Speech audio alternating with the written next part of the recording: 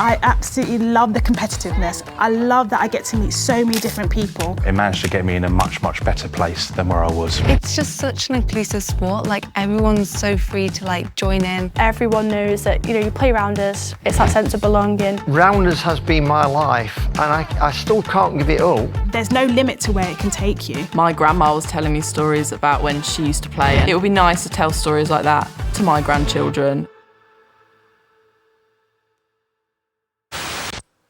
I'm Alison Howard. I was the first chief executive of Rounders England. The rules of Rounders, OK. It's an easy game.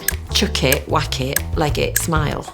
And that's basically what you do. You have 2 teams, 9 on each team. You have a fielding team and a batting team. The fielding team chucks it to the batter, who whacks it, and then legs it round the bases. And there's 4 bases, and if you get all the way round the bases, you score a rounder. If you get to second base or third base and stop there, you score half a rounder. The aim of the game is to score more rounders than the opposing team. Yeah! When it's bumpy on the ground like this, it's really important to keep your eye on the ball and not anticipate where you think it's going to drop. My name's Nicolla and I have been playing for Rounders England since the age of 12, so many, many years. I've been very fortunate to be playing in all the age groups up into the senior squad. I played a lot of different sports when I was younger. Netball, I did cross-country, athletics, but what really drew me towards Rounders was I just loved to whack a ball as far as possible, so at that age it was great fun, yeah. My PE teacher, Miss Jones, she put a few of us forward for the England trials. We was all waiting for the phone call to see if we got into the squad. And at the age of 12, fortunate to get selected. Looking back, it's a fantastic journey that I've taken. I absolutely love the competitiveness. I love that I get to meet so many different people. I'm very grateful for the Rounders community, for them nurturing me from a young age all the way to adult. I played Rounders all through university. I played in primary school and secondary as well, but a lot more seriously as I went into university, and I just absolutely loved playing it. Every time we were on the sidelines when we did a tournament, everyone would be cheering for every single point. No matter if we missed it or if we didn't hit it or hit it really, really far. It was just a great environment to be in. My Rounders journey has really helped with my confidence. I'm not very good at speaking in front of people, but the exposure of having to do it and just being thrown in the deep end has really helped. My role really is to kind of oversee the growth, the development of Rounders and make sure as an organisation we're doing everything we should be, for our Rounders community and for the sport in general.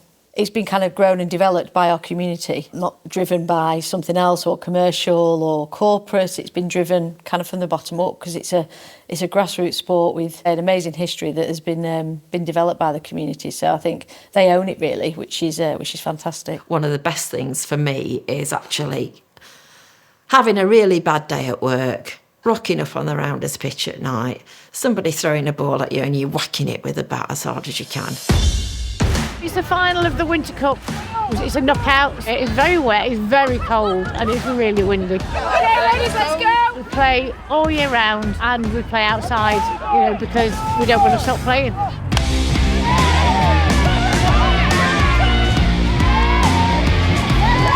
We've got to get 2.5 more. Didn't quite make it, but we had a good try towards the end. Final score, Silston 8, Vixens 5. I'm Alan Fergus, very old now, but I started playing Rounders at junior school. In 1962 we won the, I think it was called the Spafford Cup for Rounders, and that triggered my love for Rounders ever more. I've always been interested in history in the past. I collect all sorts of things now. And together with a good friend, Terry Woolhouse, who was also a vice president, we decided that we would start documenting the history of Rounders. From that, we realised that it went over to America. So baseball came from Rounders, because they started off around Liverpool, the docks, and the dockers went over to, the people who lived around the docks, they went over to America first. So everything we could find about rounders we used to collect and save. We've done that now for over 50 years, so it's all here now. So Heritage Key is the archive service of the University of Huddersfield. We were very privileged that Rounders England reached out to us as a place for them to put their archive. There's a validation in having a collection in a professional archive service. It's saying this sport, these people, their stories are important. But we try and find lots of opportunities to share our collections with the public. So we've just got a little tiny section here which is a bit about people who are notable in the world who've got a connection with Rounders. So you may have heard of this person. Does anyone want to have a look and see who it is? Kate Middleton. Kate Middleton. Yeah. So a keen Rounders player. And then does somebody want to see who this article was about? Oh, Hannah Hampton. Hannah Hampton. Have you heard of Hannah Hampton? The England goalkeeper. So this article is from her local paper when she was a kid, but she Yeah. was actually competing Rounders and football at the same time. So maybe sliding doors moment, she could have gone the other way and been a Rounders player.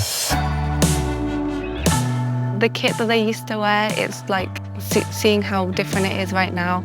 It's so cool. It does not look comfortable at all. I could not run in any of that. I was chatting to somebody before, Alan, who was here doing the filming. He was saying that when he started playing, that you were allowed to throw the ball at the players who were running, trying to score a rounder, and like hit them in the ear to stop them moving. Do you reckon that would be fine now? No. Or no? Probably not. Not right? No, I think so. I think so. And a lot of broken legs, is that sort of thing?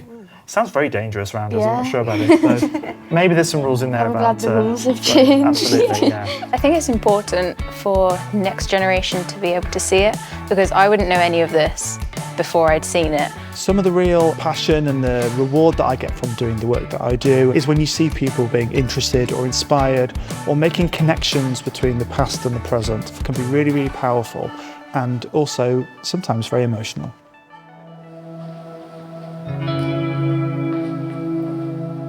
My name is Dan Collins. I'm the head coach of Ipswich Ravens and I'm the current coach of the year as of 2024. 2020 was an awful time for a lot of people. A lot of people's mental health and physical health suffered, including my own. And I was looking for something to pick myself up, really, both from a fitness and from a mental point of view. Our local newspaper advertised a Rounders team, which at first I thought would be suitable for my sister. Turns out she had joined the team already. So I wanted to be a part of the team. I joined towards the end of 2021 and took over the club from 2022. Since joining the club, my wife and I have suffered 3 miscarriages. It is a feeling that no one should ever go through, and it's very hard to talk about that sort of area, but I felt comfortable enough to share my story with the team, and they provided that support. The team rallied behind me, and I and my wife had some very low moments over the last 3 years. And on each occasion, we've been picked up by the team. Even though my wife is not a player herself, that has helped me with my mental health. And now a large part of what I do on a Saturday is to give back. I coach them because of what they did for me during those times. Sorry, I'm getting a little bit emotional here. My wife and I, we've been on a journey, and I'm pleased to say that we are in quite a very good position at the moment. My wife, as of today, is 16 weeks pregnant.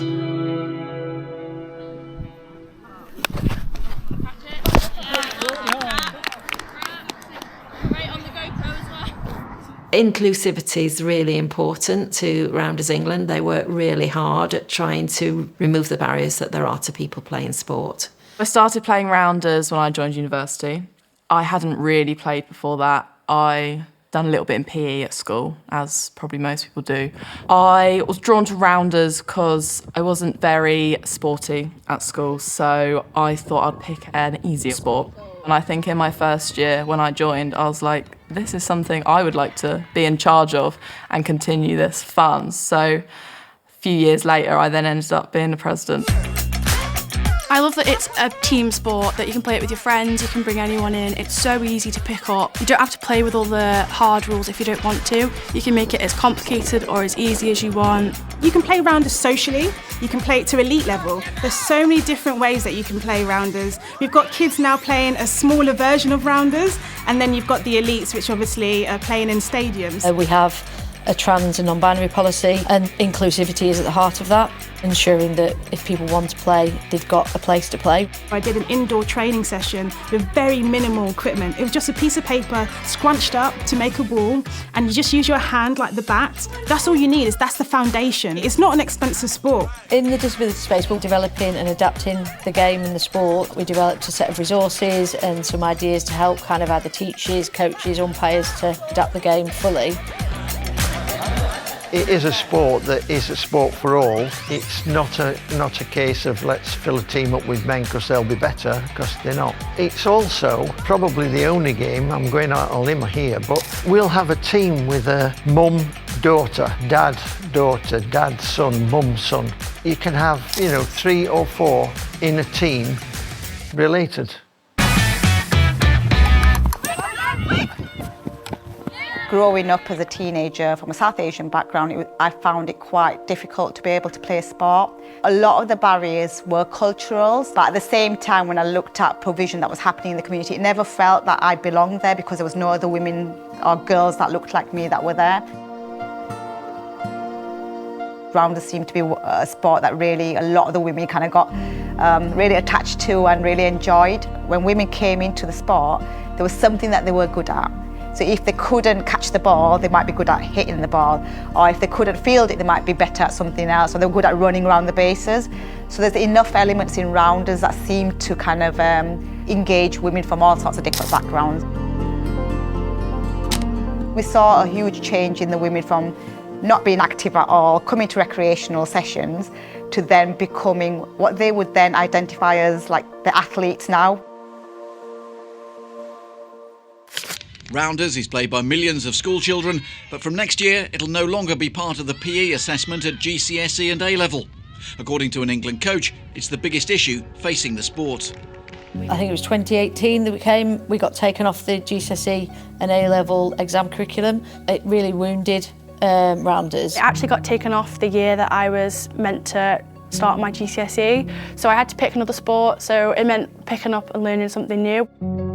Devastated. For someone who did their A-levels and rounders was one of my sports, I was really upset about that. It had a huge impact for us in terms of our ability to engage with schools. And one of the things that that made us look at is what is our talent programme and what does our programme look like in terms of developing like the kind of right skills and the matrix that young people can be marked against for their exams. I think not having that engagement with a sport that's really accessible, I could see it stopping women getting involved in sport at a later date.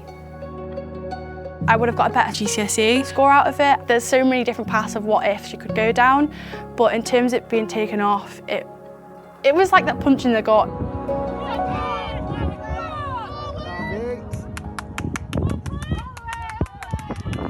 I can't imagine what my life would have been without it. We've got 1 million people interested in our sport that play it some way every single year, whether it be just once at the park or whether it be regularly in school or in teams and clubs. It is something you can take all the way to international level if you want to. It sparks ambition in young kids, and I think that would be a great thing to carry forward. Most elite sports people in this country will have played rounders and often say, I used to play rounders at school. And it gives everybody such a great foundation. I think the other organisations like netball and football, they have a very well-established pathway, and rounders at the moment is very much at the beginning of that pathway. It's great to see the work that Rounders England are doing at the moment to really solidify that pathway to elite. Rounders England and GB Softball teamed up to play each other in a friendly match over the bank holiday. The aim was to promote female participation in both sports. The performances that the teams here show are so high level. You can compare their skills to skills of Olympians and Commonwealth athletes already. We carefully use Commonwealth Games ready by 2032 in the hope that in the future we'll be able to compete at that level. I was a girl in the 80s who loved football and was stopped by my primary school teacher. That's 30 years ago that I experienced somebody telling me I couldn't do the sport I wanted to do. And to think that that's still the case now, especially with rounders, it's just wrong. Rounders England is the custodians of rounders. It's Rounders England's job to make sure that people continue to enjoy this fantastic game that we've got and take it forward so that future generations can enjoy it as well.